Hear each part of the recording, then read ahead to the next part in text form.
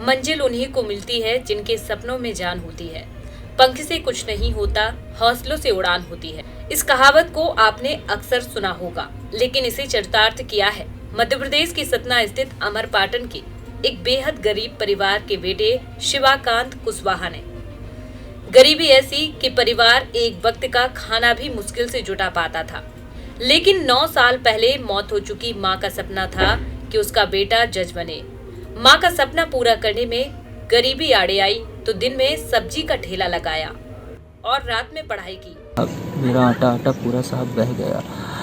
मैं बेहोश पड़ा रहा। अम्मा सोची हमारी कि बेटा कहीं नहीं आया, शायद छुप गया होगा कहीं, लेकिन नहीं आया। सब 9:30-10 बजने लगे।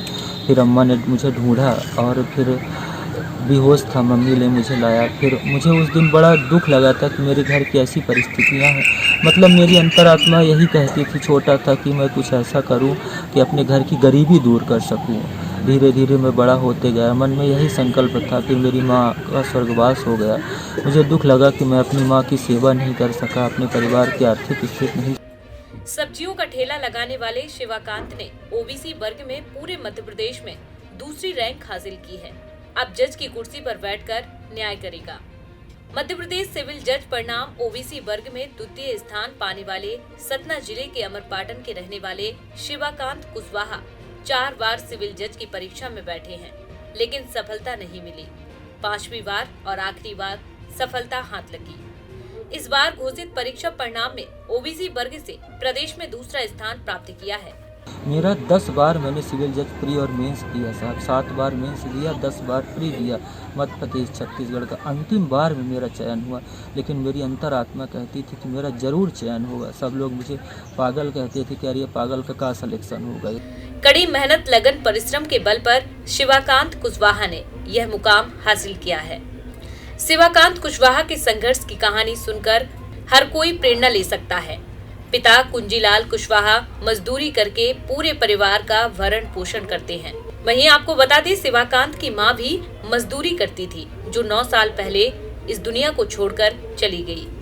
3 भाई 1 बहन में शिवाकांत कुशवाहा दूसरे नंबर के हैं। बचपन से ही पढ़ाई में लगन थी, लेकिन घर की दयनीय स्थिति को देखते हुए पढ़ाई के साथ साथ सब्जी का ठेला लगाकर परिवार का भरण पोषण में हाथ बटाया। कभी गन्ने के जूस का ठेला लगाते तो कभी सब्जियों का, लेकिन हार नहीं मानी और पठन पाठन करते रहे। परिणाम अब सामने है। ठेला लगाकर सब्जियां बेचने वाला शिवाकांत अब न्याय के मंदिर की कुर्सी में बैठकर इंसाफ करेगा। 15 अगस्त था साहब, मुझे बोलने का। मैंने कहा साहब कि मुझे बोलना है, दे दीजिए। लेकिन एक साहब थे, वकील साहब, मुझे वो बोले कि मतलब इस सब्जी के ठेला वाले तो ये बोलने का देव का मंच में। तो मतलब मुझे दर्द नहीं हुआ। मुझे लगा कि बताइए, आज मैं सब्जी का ठेला लगाता हूँ तो मुझे बोलने का अवसर जज साहब लोगों के सामने नहीं दिया गया। मैंने उस चीज़ को संकल्प बांधा कि मैं खूब पढ़ूंगा और जज बनूंगा, और एक न एक दिन मुझे निश्चित रूप से बोलने का और अच्छी सेवा करने का अवसर मिलेगा। बेटी की इस सफलता पर पिता गर्व महसूस कर रहे हैं। काका जी, आपके बच्चे का सिलेक्शन हुआ है, तो अब कैसा आप महसूस कर रहे हैं? कुछ बोलना चाहेंगे? बहुत अच्छा लगता है। अच्छा। और इतनी खुशी है, अपार खुशी है। अच्छा, कैसे तैयारी करता था बच्चा, रात में या दिन में? पढ़ाई करके। अच्छा। वहीं शिवाकांत की पत्नी ने बताया कि वह एक प्राइवेट स्कूल में पढ़ाती हैं। उन्हें शुरुआत में तो रमाकांत के सफल होने पर भरोसा नहीं था, लेकिन रमाकांत जिस तरह मेहनत कर रहे थे, उसे देख पत्नी ने उनका सहयोग करना शुरू कर दिया।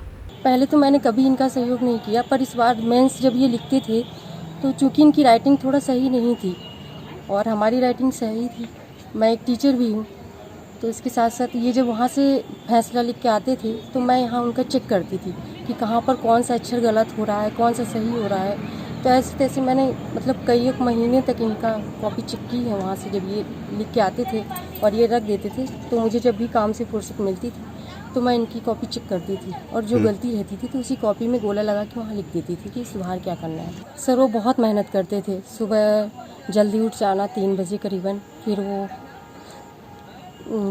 6-7 बजे तक पढ़ना इधर, फिर इसके बाद लंच करना, फिर इसके बाद फिर लग जाना पढ़ाई पे। फिर पूरे दोपहर पढ़ते थे। यहाँ से टिफ़िन लेके चल जाते थे हमारे पुराने घर, फिर वहाँ से वहाँ अपना दोपहर में खाना खाते थे और फिर शाम को आते थे रात को 12-1 बजे करीबन। और फिर वही रूटीन, मतलब 2-3 घंटे सोना, आराम करना, इसके बाद फिर वही, मतलब 24 घंटे में ये 20 घंटे मात्र पढ़ाई को समय दे देते और इसके अलावा 4 घंटे सोने के लिए।